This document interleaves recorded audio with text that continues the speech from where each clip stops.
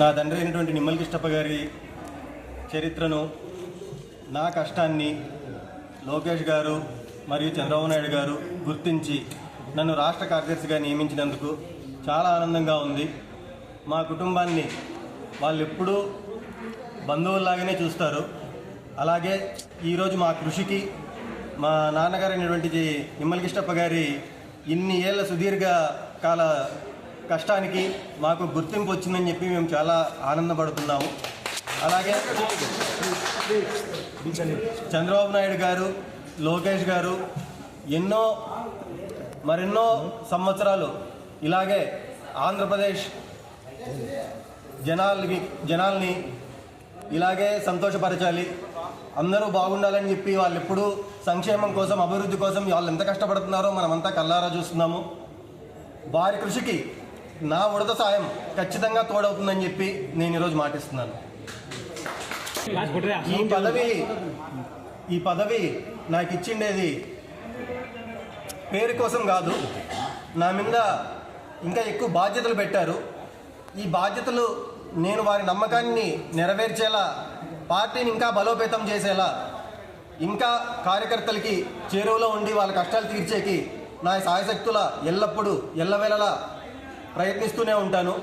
ఎవరికి ఏ కష్టం వచ్చినా వారు ఎలాగైతే జనాల కోసం ముందుంటారో కనీసం నా సంబంధించి నా నియోజకవర్గం వరకు నేను అలాగే ముందుండి వారందరి కష్టాలు తీర్చడానికి నేను ఎంతో కృషి చేస్తాను.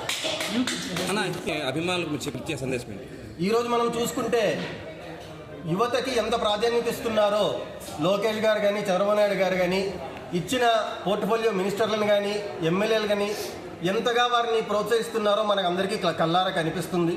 అలాగే యువతకి ఎన్ని రకాలుగా ఉపయోగపడాలా, ఏ రకంగా కంపెనీలు తీసుకొని రావాలి అని వాళ్ళు ఎప్పుడూ ట్రై చేస్తూనే ఉన్నారు.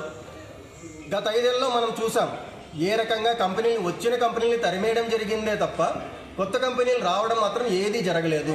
ఉన్న కంపెనీలు రాష్ట్రంలో నుంచి తరిమేసి పాత కంపెనీలు, చంద్రబాబు నాయుడు గారు ఎంతో కష్టపడి తెచ్చిన కియా కార్ల ఫ్యాక్టరీ కానీ ఇవన్నీ మేము తెచ్చామని చెప్పి క్రెడిట్ చోరీ ఇప్పటి నుంచో జరుగుతుంది. అది ఈరోజు కొత్తగా వచ్చింది కాదు. ఇప్పుడు అలాగే ఇంకా ఎన్నో క్రెడిట్ చోరీలు చేయాలని చెప్పి చూస్తున్నారు. దానికి కొన్నిసార్లు పేరు మార్చి మాదిగన్నను ఒకసారి, ఎన్టీఆర్ విద్యని పేరు మార్చి ఇలా ఎన్నో క్రెడిట్ చోరీలు చేయాలని చూస్తున్నారు తప్ప వాళ్ళకి నిజంగా క్రెడిట్ సంపాదించే అర్హత కానీ, వాళ్ళకి ఆ తెలివితేటలు కానీ, వాళ్ళకి ఆ జ్ఞానం కానీ లేదని చెప్పి మనందరికీ కనిపిస్తారు.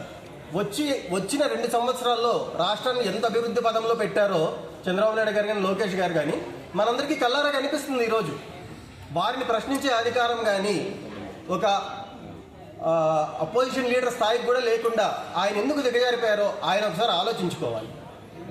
ఈరోజు చంద్రబాబు నాయుడు గారు, లోకేష్ గారు వారి తెలివిని నమ్ముకొని అలాగే ఎంతోమందికి యువతకి ఉపయోగపడేలా ఎన్ని కంపెనీలు వీలైతే అన్ని కంపెనీలు తీసుకొద్దామని చెప్పి వాళ్ళు ఎప్పుడు కృషి చేస్తూనే ఉన్నారు. వారి కృషికి నా వంతు సాయం నేను చేస్తాను, ఎప్పుడు తోడుగానే ఉంటాను. వచ్చే పంచాయతీ ఎన్నికల్లో నిమ్మల కిష్టప్ప కుటుంబానికి సంబంధించి క్రియాశీలక రాజకీయాలు ఎలా ఉండబోతుంది? రాజకీయాల పరంగా పార్టీ ఏం ఆదేశిస్తే దానికి మేము ఎల్లప్పుడూ కట్టుబడే ఉంటాము. మేము పార్టీ గీత దాటని వాళ్ళము. 40 ఏళ్ల చరిత్రలో ఎప్పుడు పార్టీ గీసిన గీత మేము దాటలేదు. ఈ విషయం పార్టీకి తెలుసు. అది గుర్తుపెట్టుకునే మాకు ఇప్పటికీ ఒక గుర్తింపు అనేది పార్టీ కలిగిస్తుంది. మేము కూడా అలాగే పార్టీ గీసిన గీతం దాటకుండా పార్టీ వాళ్ళు ఇచ్చిన ఆదేశాలను బట్టి మేము ఎంతైనా సరే మా కృషి మేము చేస్తాము. ఇలా అలాగే కూటమి సభ్యులు కావచ్చు, ఎవరికైనా సరే మా పూర్తి మద్దతు. మేము ఎలాగైతే జనసేన అధినేత పవన్ కళ్యాణ్ గారు ఎప్పుడూ మాతోనే ఉంటాము అని చెప్పి ఎలాగైతే ఆయన బహిరంగంగా చెప్తున్నారో మేము అంతే బహిరంగంగా కూటమి సభ్యులందరూ మా వాళ్ళే. అసలు ఇప్పుడు టీడీపీ, జనసేన, బీజేపీ అనేది ఒకే పార్టీ, కూటమి అనుకొని కష్టపడి కలిసి పనిచేస్తాం. ఎవరిని దూరం చేసుకోము.